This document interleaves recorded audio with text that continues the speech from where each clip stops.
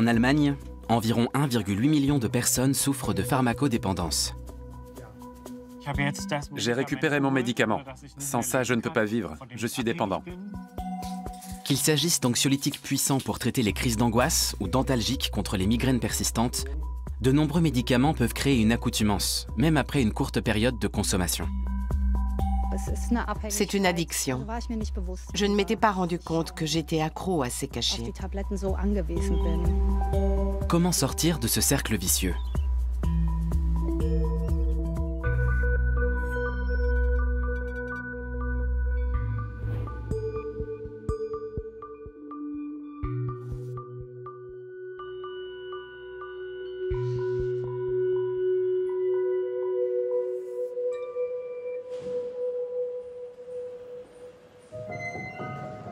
Originaire de l'ouest de l'Allemagne, Stéphanie Dreisbach est venue à Kiel pour se faire soigner dans une clinique.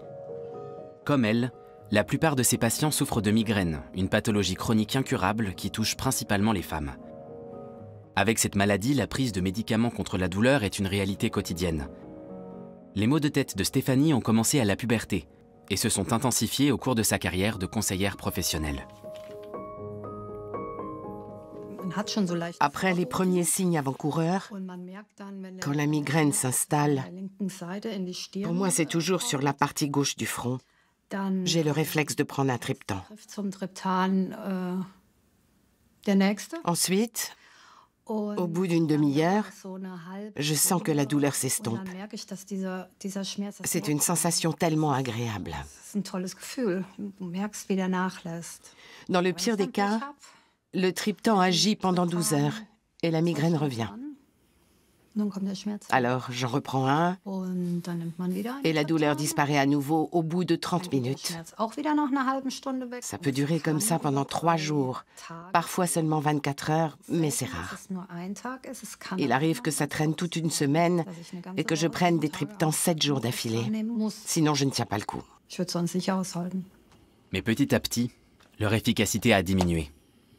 Je me suis rendu compte que le triptan mettait 1 heure à agir. Ça ne fonctionnait pas et j'étais sans arrêt obligée d'en reprendre. Alors j'ai commencé à cogiter. Je me demandais comment j'allais faire si ça ne marchait plus, parce que ça faisait 15 jours que j'avais mal à la tête. Le nombre de cachets que je prenais était effrayant.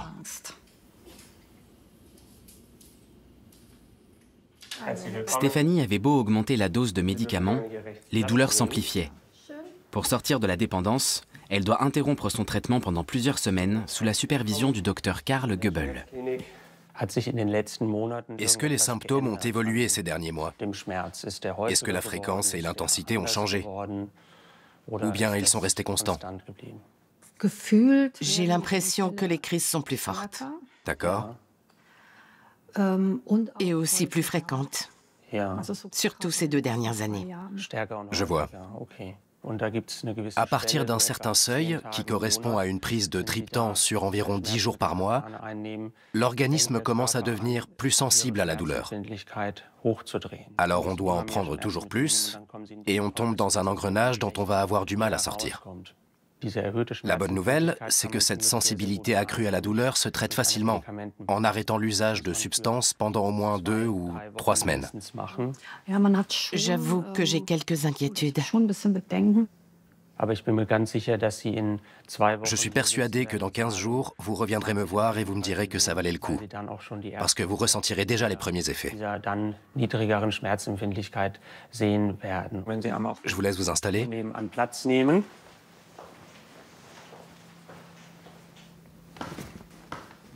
1% des Allemands prennent des antalgiques plus de 10 jours par mois.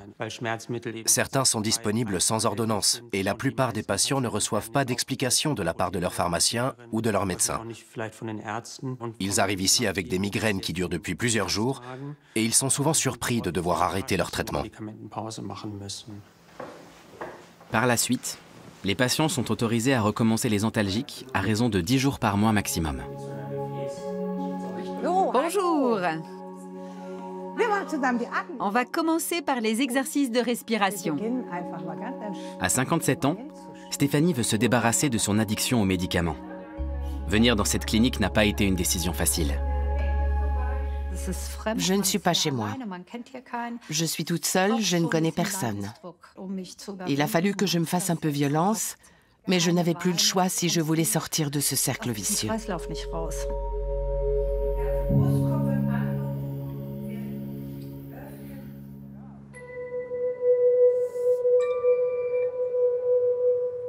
À Hambourg, Roman Grubner se bat lui aussi contre la pharmacodépendance.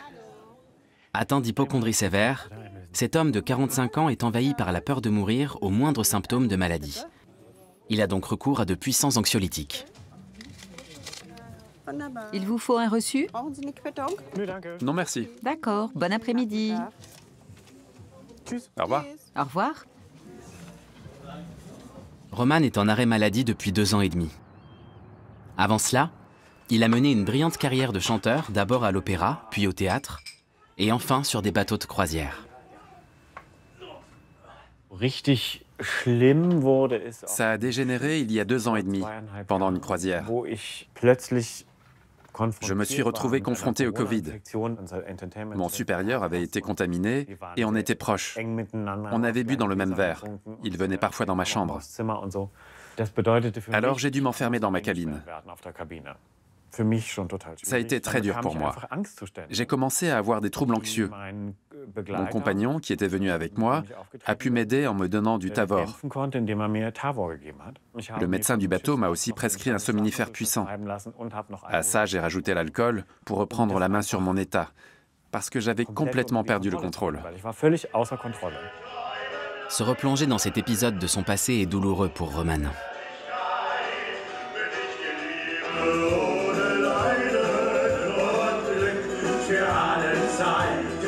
Ses angoisses avaient pris tellement d'ampleur que le chanteur a fini par rentrer chez lui plus tôt que prévu.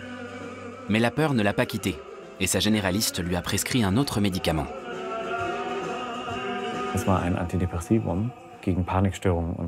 C'était un antidépresseur contre les crises de panique et les troubles anxieux.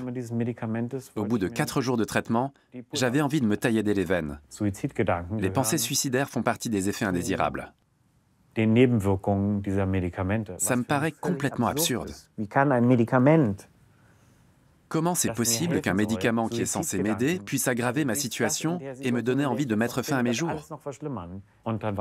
Après ça, je suis resté 1 mois en clinique.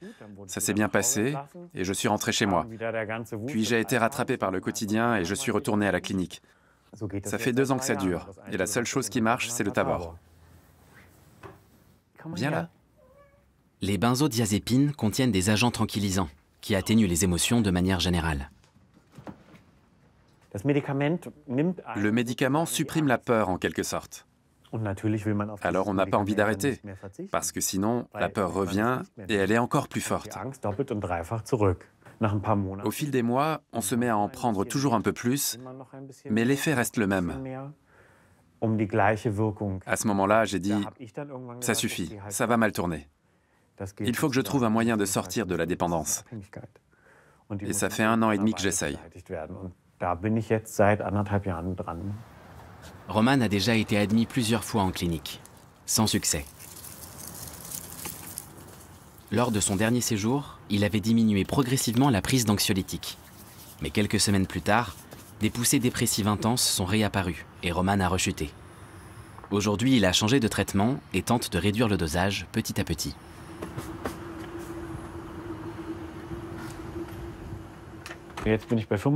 Actuellement, je suis à 25 gouttes. Ensuite, je passerai à 20. Quand j'aurai atteint ce palier, je réduirai encore. Mais ce que j'aimerais vraiment, ce serait pouvoir jeter ce flacon à la poubelle.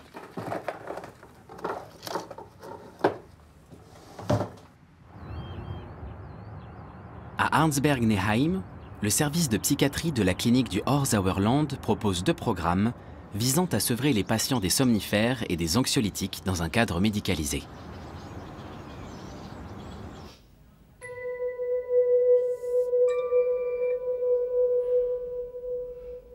Annette Fornalczyk vit à une 50aine de kilomètres de la clinique.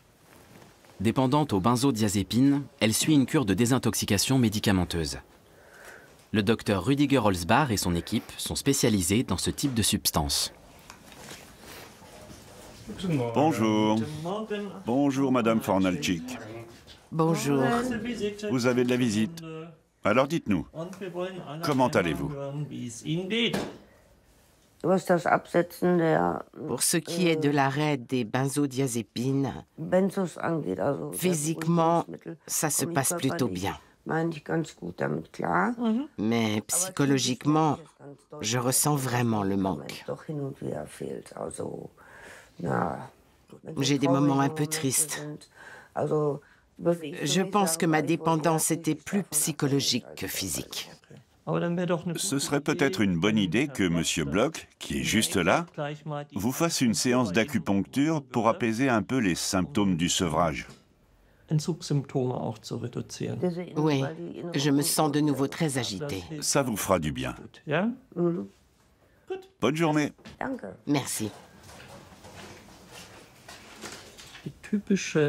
Le profil type des patients qui consomment des somnifères ou des anxiolytiques sur une longue durée, ce sont des femmes qui sont dans la deuxième moitié de leur vie, qui ont perdu leur partenaire et qui souffrent d'anxiété et de troubles du sommeil. Leur généraliste leur prescrit des benzodiazépines ou des hypnotiques de type Z. Elles commencent alors à changer et à être de plus en plus détachées émotionnellement. L'entourage remarque un certain laisser-aller, ou même une dépression. Mais si on ne fait pas le lien avec les médicaments, on ne peut pas savoir que c'est la conséquence d'une consommation prolongée. Les effets secondaires de ce genre de traitement ne sont pas négligeables. Apathie, baisse de l'attention et de la productivité, troubles du langage, manque d'énergie et risque de chute. En réduisant la posologie, les sensations redeviennent plus claires. Dans les premiers temps, Annette a dû s'y réhabituer. Son sevrage est une véritable épreuve. Je me sens très agitée intérieurement et j'ai des maux de tête chroniques. Il y a des points spécifiques pour l'agitation. Selon moi, c'est la problématique qui vous concerne.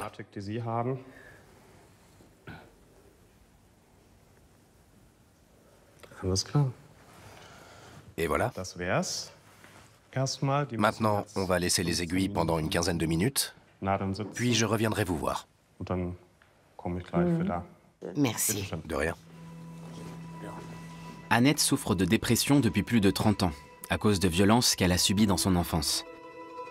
Au fil des années, le corps médical lui a prescrit des doses d'anxiolytiques de plus en plus élevées, bien qu'elle les ait toujours mal supportées. J'avais des vertiges et mes angoisses étaient plus fortes que jamais. Je suis retournée voir le médecin pour lui dire que je n'arrivais pas à dormir, même avec le médicament. Alors il a augmenté le dosage. Ensuite, j'ai vu un psychiatre et il a gardé le même traitement. Je lui ai demandé combien de cachets je devais prendre. À l'époque, je faisais du tennis de table, de l'équitation, du badminton. J'avais des responsabilités dans mon travail. Comment j'allais faire? Quand c'est devenu trop pour moi, j'étais désespérée et j'ai tout arrêté d'un coup. Alors j'ai commencé à avoir des hallucinations et mes amis m'ont fait interner en psychiatrie.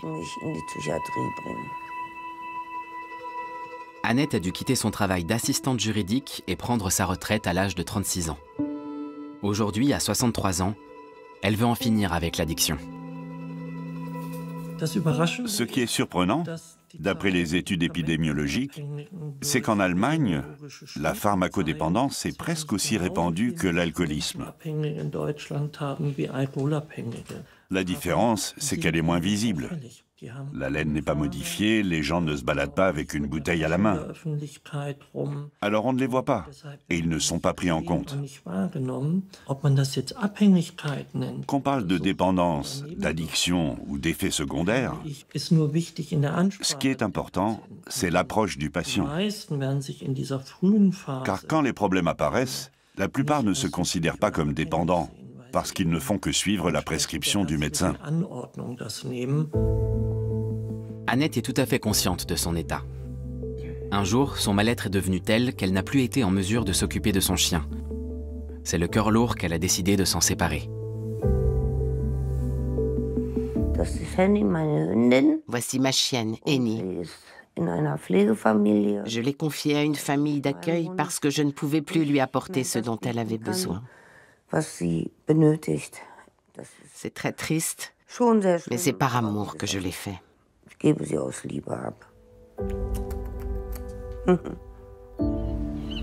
Depuis plusieurs années, la prise de médicaments à risque, d'usage détourné ou de dépendance, augmente chez les adultes. En Allemagne, près de 1,8 million de personnes sont pharmacodépendantes. À titre de comparaison, l'alcoolisme touche environ 1,6 million d'individus. Le potentiel addictif des antalgiques est particulièrement élevé. Stefanie Dreisbach vient de passer sa première semaine à la clinique de Kiel. Ses douleurs ont refait surface dès qu'elle a arrêté les médicaments. Le soir, les migraines sont revenues et la nuit a été terrible. Je ne pensais pas que ce serait si violent. En tout, ça a duré 2 jours et une nuit. C'était dur. Je dois avouer que j'ai des triptans avec moi et que j'ai pensé à en prendre plus d'une fois, juste pour me sentir mieux. C'était difficile de tenir. Même si Stefanie doit se priver de ses cachets pendant un temps, ici, il n'est pas question de sevrage. Car les triptans ne créent pas la même dépendance physique que les benzodiazépines. Pourtant, la pression psychologique est bien réelle, tout comme le risque de résistance aux médicaments. Ce n'est pas facile de reconnaître qu'on est malade et qu'on souffre d'addiction. Mais il faut essayer de surmonter les petites douleurs et mettre en place des techniques pour éviter d'avoir recours aux triptans.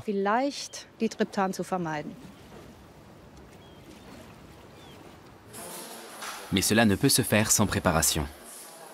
Chaque patient doit déterminer quelle approche est la plus efficace pour lui afin de pouvoir l'appliquer une fois rentré à domicile. Lors de ces séances de gestion de la douleur, la psychologue Mélanie Foss leur donne les clés pour y parvenir. Pensées obsédantes, ruminations, peu importe comment on appelle ça, on va avoir tendance à ressasser les choses qui suscitent de la peur en nous, de l'inquiétude, du doute ou de la tristesse. Pour ça, il existe une technique classique en thérapie comportementale qui s'appelle l'arrêt de la pensée. C'est comme si vous receviez un seau d'eau froide sur la tête. Vous vous figez un instant et stop. Avec ce stop, vous gagnez des secondes très précieuses. Et en fonction de votre tempérament, vous aurez besoin de faire ce geste-là ou celui-ci. Au-delà des techniques de relaxation, pour Stefanie, le sport est le meilleur moyen d'évacuer les tensions. On met un pied sur la marche et on monte l'autre jambe et on change. Encore 20 secondes.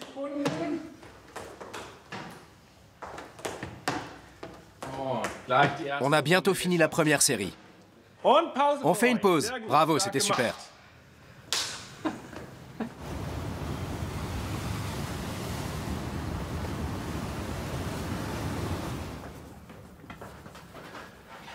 Plus Roman diminue la prise de médicaments, plus la peur de devoir vivre sans cette béquille est grande. Les symptômes qui l'ont poussé à prendre des benzodiazépines pourraient s'intensifier après l'arrêt progressif du traitement. Les causes de son hypocondrie remontent à l'enfance.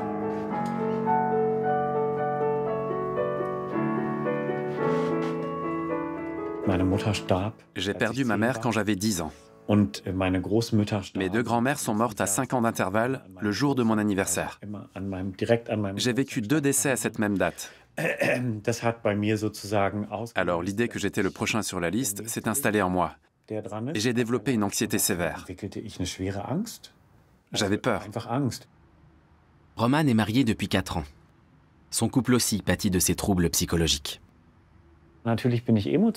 Je suis dépendant de mon mari sur le plan émotionnel, c'est évident. S'il tarde à rentrer à la maison, j'ai peur. Je me demande si tout va bien.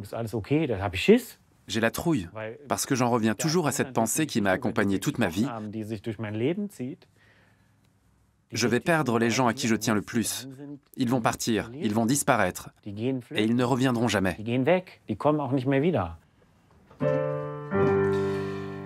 In der Liebe Glück zu haben, ist nicht immer leicht.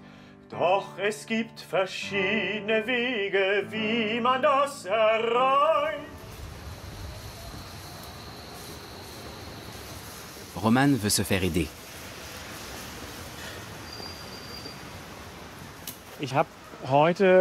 Aujourd'hui, je vais tester une nouvelle forme de thérapie.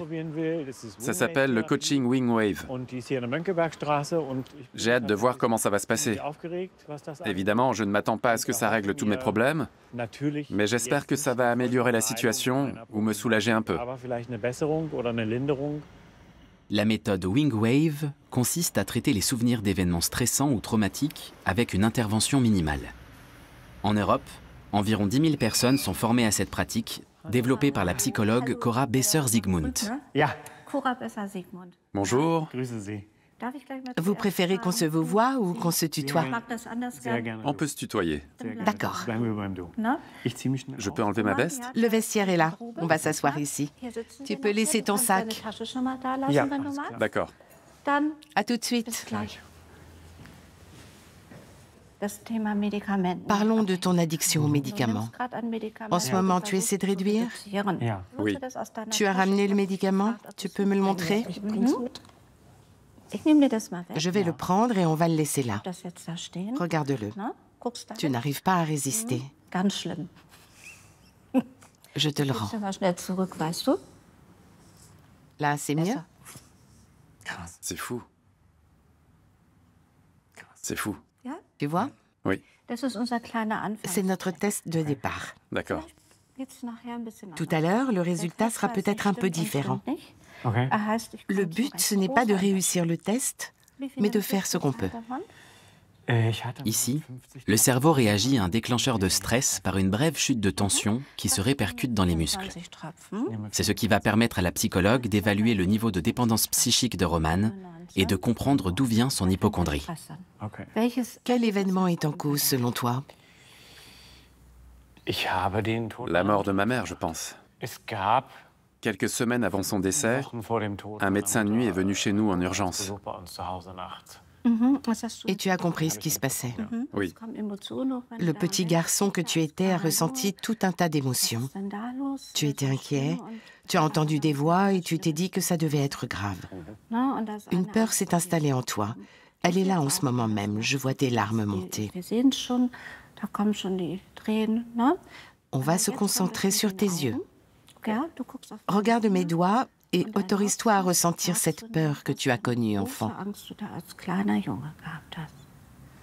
La stimulation oculaire doit accélérer le traitement des émotions, comme lors de la phase de sommeil paradoxal pendant lesquelles les yeux bougent et les hémisphères cérébraux se synchronisent entre eux.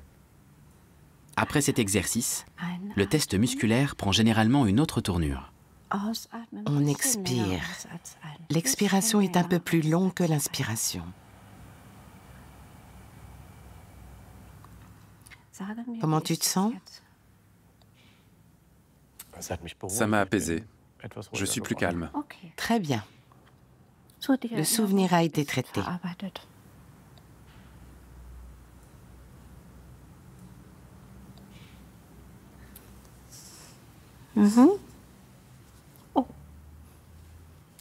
Incroyable. On va reposer le flacon. Tu te sens mieux, non?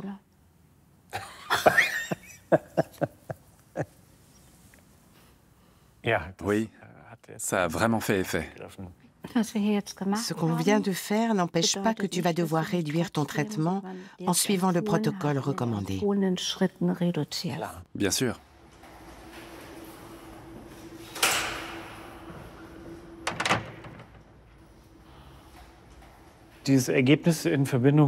Lors du premier test, ma réaction a montré que mon esprit était totalement lié aux benzodiazépines. Et à la fin du rendez-vous, ça n'avait plus aucune espèce d'importance. Je suis complètement bluffé. Cette méthode alternative est censée faire effet en seulement quelques séances. Puisqu'elle n'est pas reconnue par la sécurité sociale, les patients doivent les payer de leur poche. Mais tous n'ont pas les moyens pour ce genre de thérapie non conventionnelle. Annette Fornalczyk a déjà été soignée dans cette clinique il y a 4 ans. Elle était alors parvenue à arrêter les anxiolytiques. Mais un nouvel événement traumatique l'a malheureusement fait rechuter. Je ne pouvais plus faire face. J'avais tellement de chagrin que j'ai fini par me tourner vers les médicaments pour moins ressentir la douleur. Évidemment, je me suis posé la question de ce qui allait se passer au moment où je n'en prendrais plus.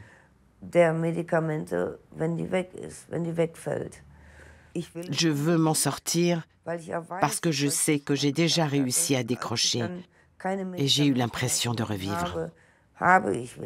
Ça avait été très difficile, mais j'avais pu retrouver une vie normale. Cette fois, j'étais quasiment en train de me laisser dépérir.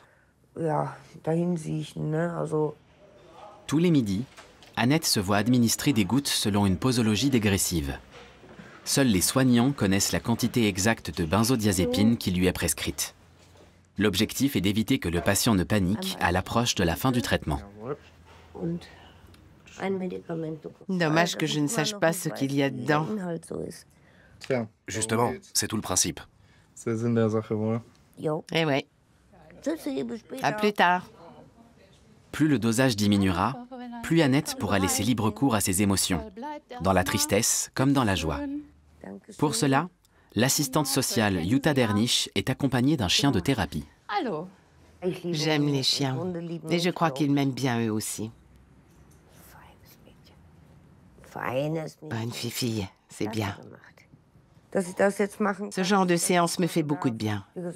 C'est vraiment super.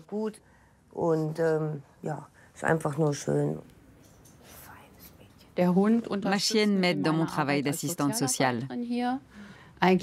En consultation, les sujets qu'on aborde ne sont pas toujours faciles. Et quand le chien est là, on s'autorise plus facilement à rire, par exemple. Ça crée une autre ambiance. Salut. Ciao. Au revoir, Madame Fornalczyk.